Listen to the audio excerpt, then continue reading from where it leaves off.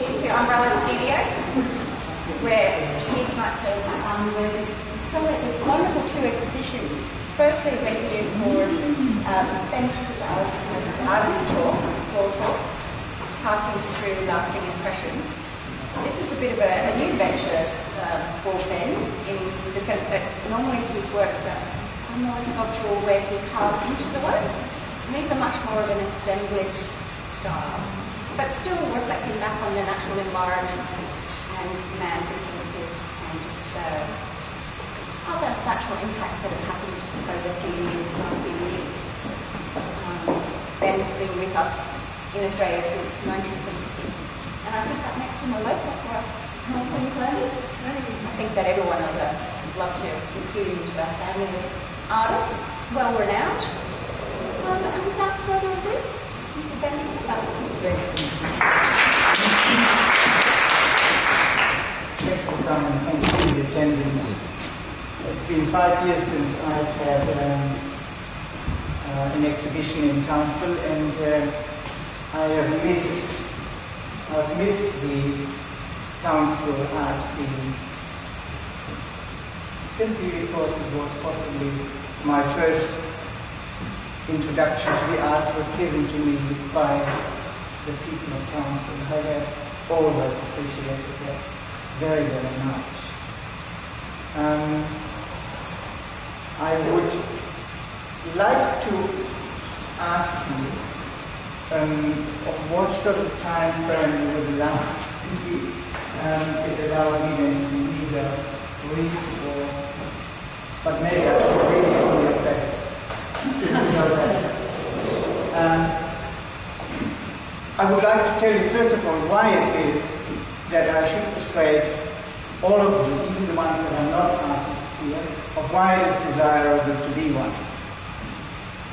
You can imagine that you have worked on an exhibition for possibly 18 months, and relatively in isolation, you produce your work, and then you go and you have an exhibition, and you drive into Townsville, and you open the doors of your van, and there are the staff and volunteers, 3 deep, with their white gloves on, all trying to serve you. It felt a little bit like Brideshead Revisited without the grand entrance stairs. So that's worth the experience. The other thing I would like to ask you, if you could just please listen to a small chapter I'd like to introduce and read to you, and it's a book by David Sylvester, and he has written on Giacometti, who I think unarguably is one of the more important sculptors of the 20th century. It's only very short. So please say it's a matter of complete indifference to me whether a work is a success or not.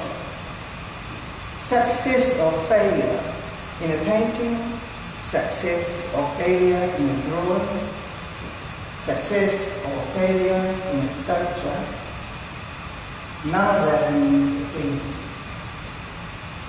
A failure interests me just as much as a success does. And we ought to exhibit our less good works rather than choose the best. Because if the less good hold up, then the good ones certainly will. If, on the other hand, you choose the ones that seem to be best, you're deluding yourself.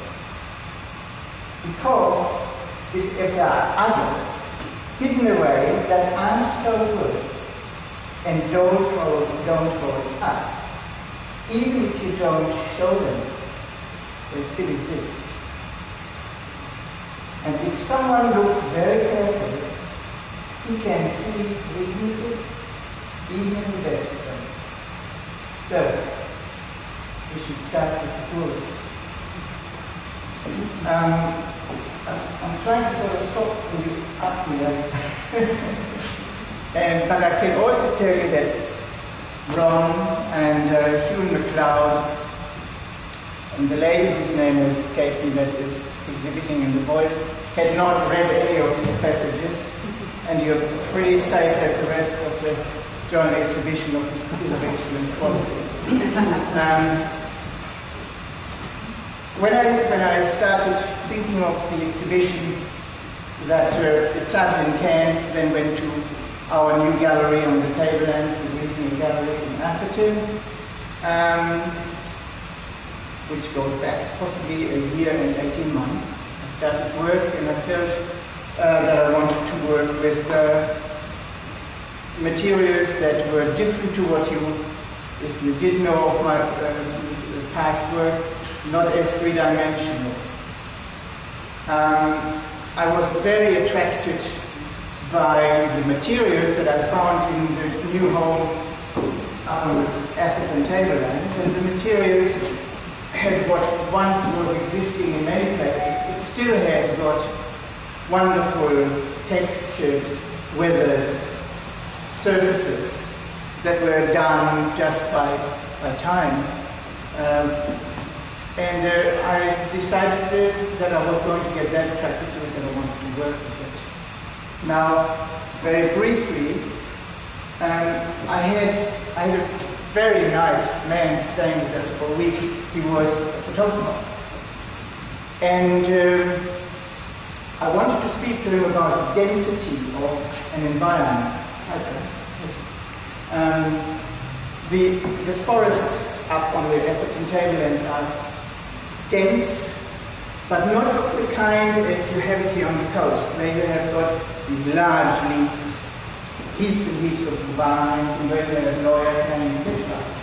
It is a dense forest in the sense that the trees are very, very close together, and they have got these gorgeous, gorgeous patterns of lichen and mosses on them. And this is what I felt I wanted to say with these textures here. This is the environment as I see it from my bedroom window. Within it, then you have got some extraordinary, astonishing trees that don't seem to fit into that environment. And they are called papyraceae, coming from the word papyrus. Very flaky, red in color, and they stand out in the forest just marvelously. Anyway, this photographer, I asked him how it is that birds could fly with accuracy and enormous speed through a density of forest of the kind. And he said, Ben, you as a sculptor should know that. It is very, very important to look at the negative space, the spaces between. And that is what the birds do. So I just couldn't help being a bit schlocky there with that little sucker. So that is an environment that I would consider one that is intact.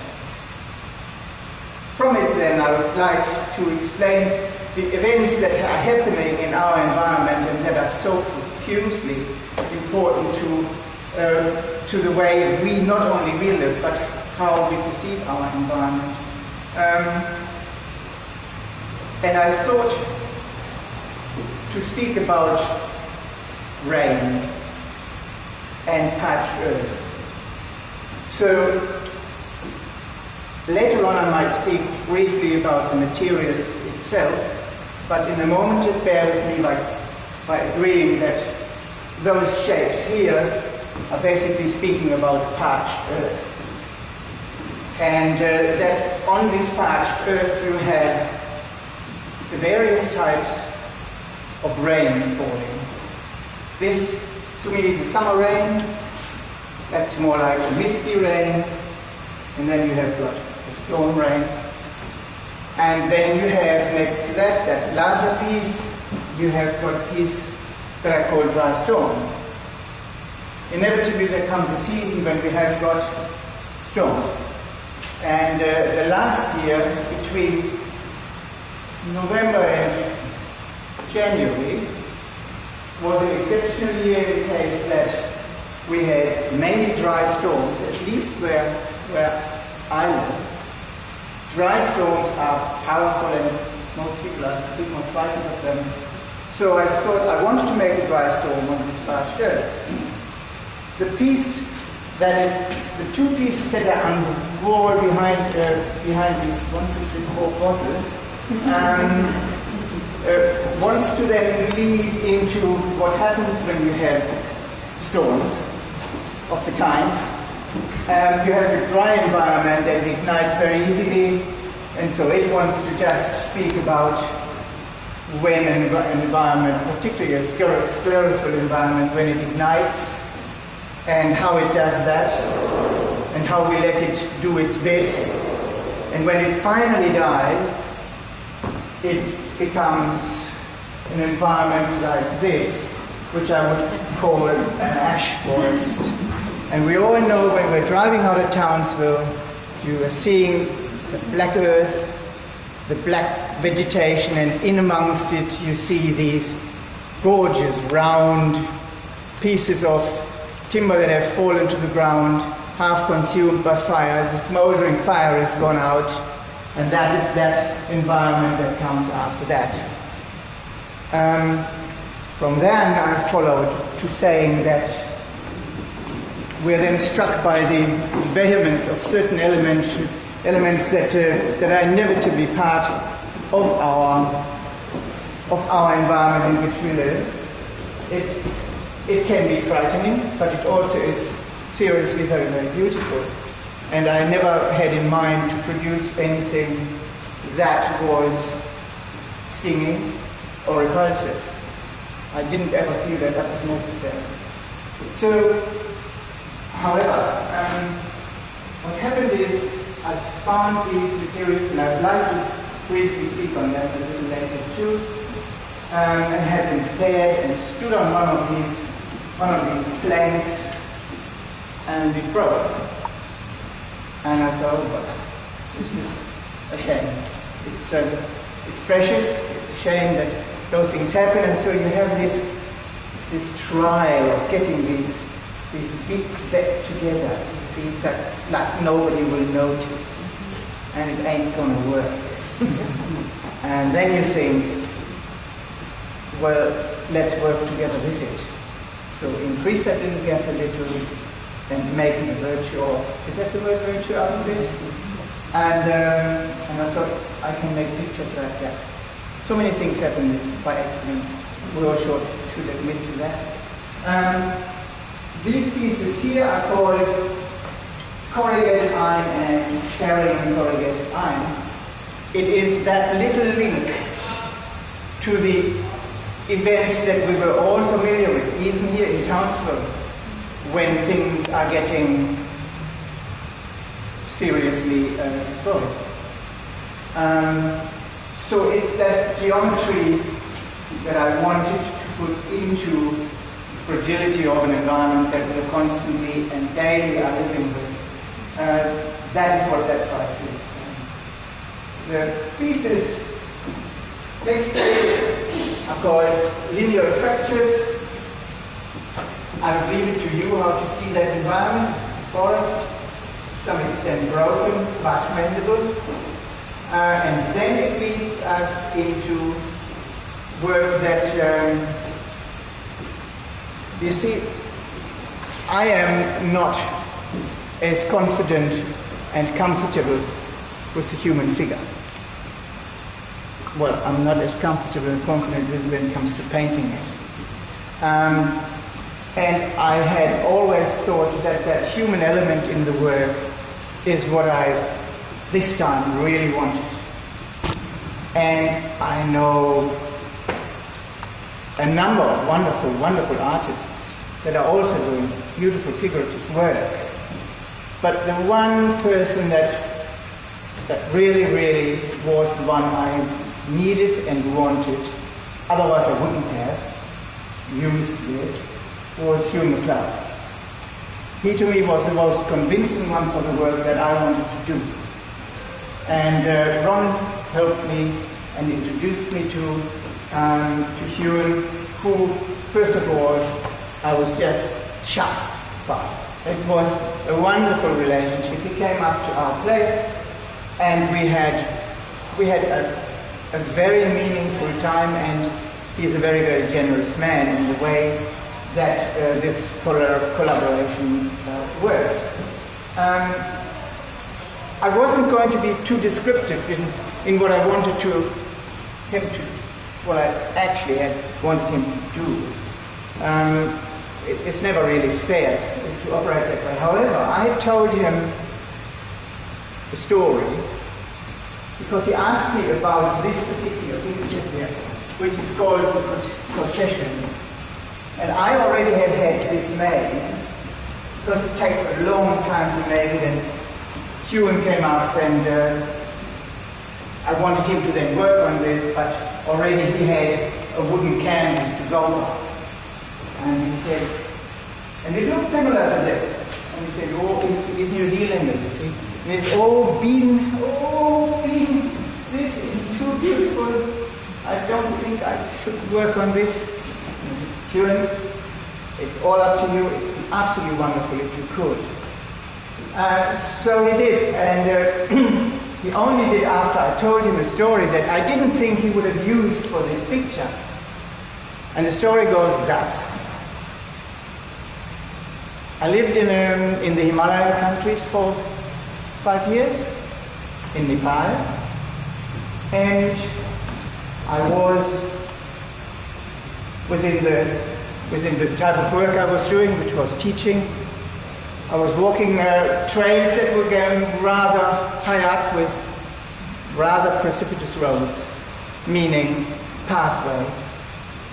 And as I walked, I could hear these, what do you call it, referee's whistle. And it would go like that. And then as this sound increased in density and frequency, did I suddenly find, it was the most extraordinary thing, did I suddenly find myself standing in front of a line of porters, Nepalese porters. I did not count them, but it might have been amount of 50 people, and they were carrying a steel cable, that thick.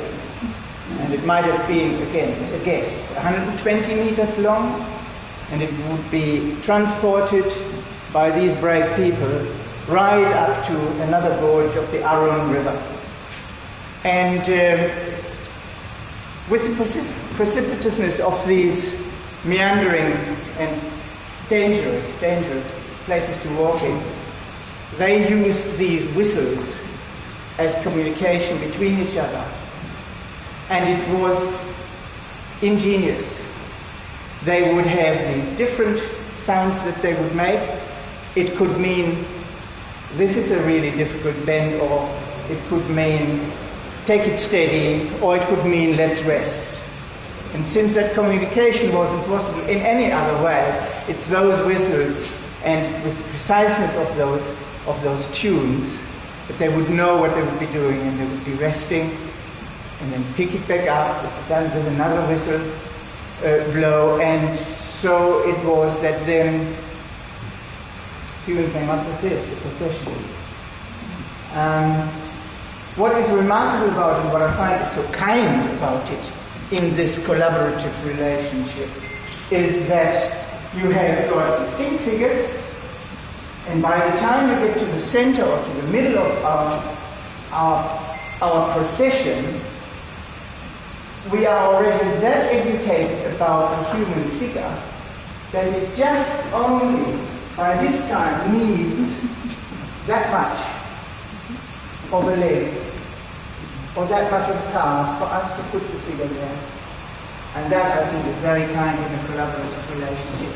It's also showing great respect for each other and the materials we're using, however precious they are. So far to the works.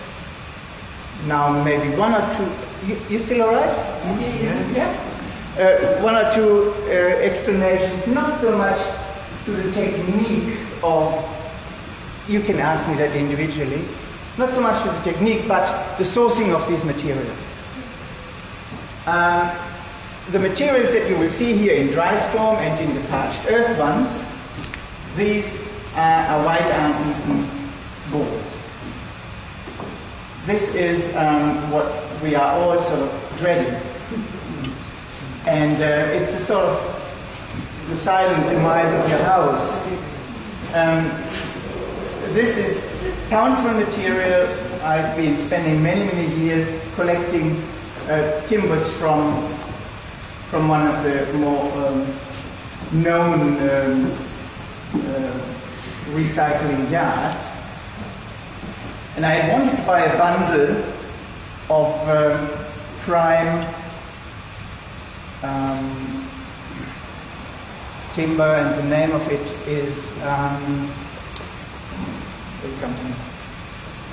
anyway, I was opening this pack, and inside this pack, on the outside you couldn't tell, on the inside of the pack there were these eaten boards.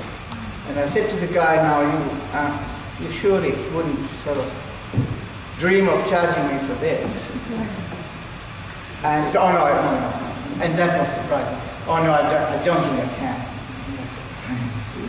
This is a winner.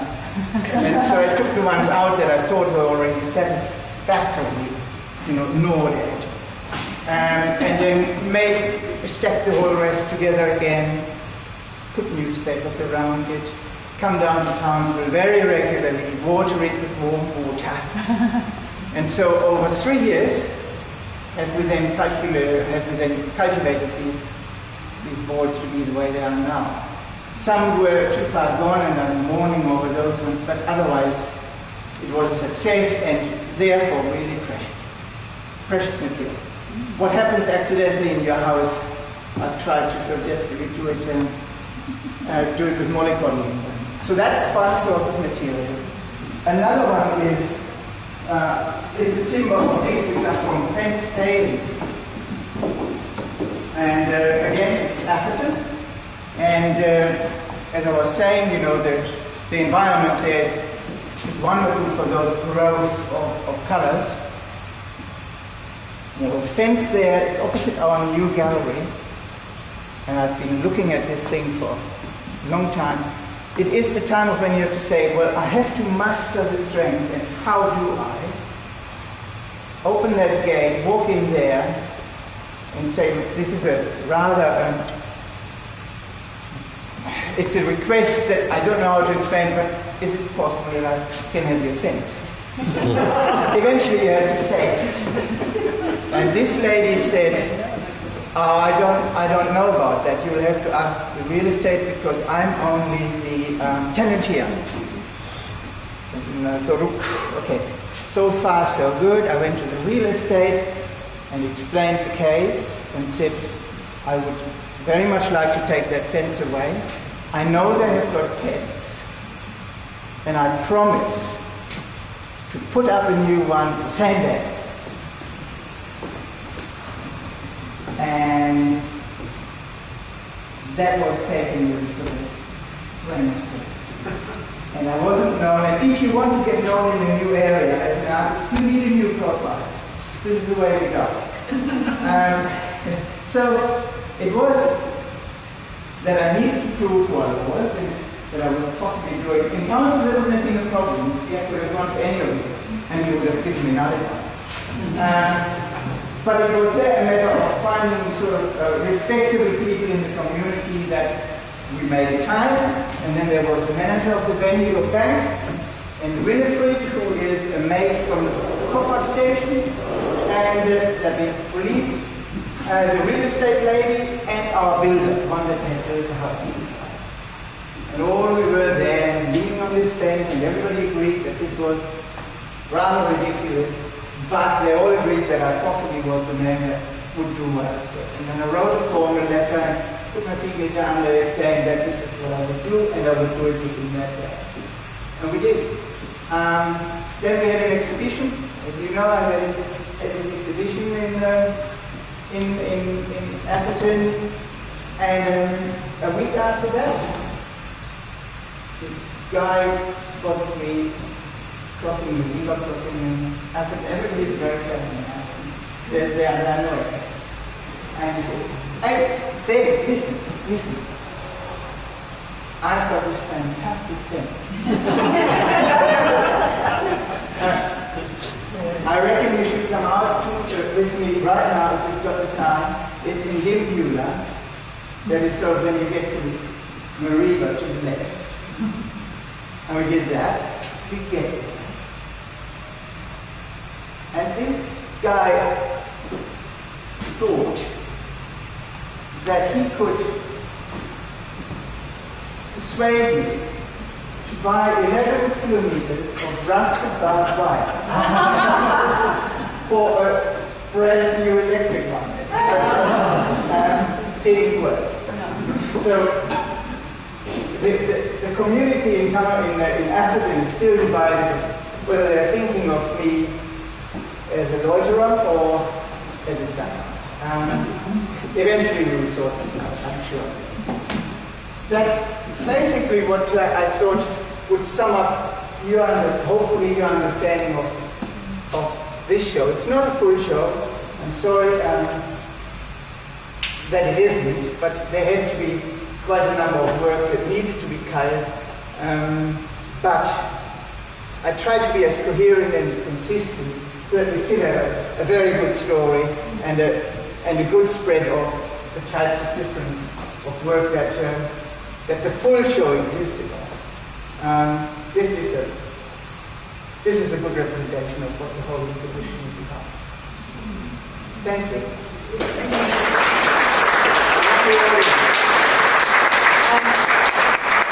And it's so wonderful that everybody was attentive. I didn't have to say it now. I think everyone was riveted, actually. It's been wonderful. Thank you very much. Thank you all.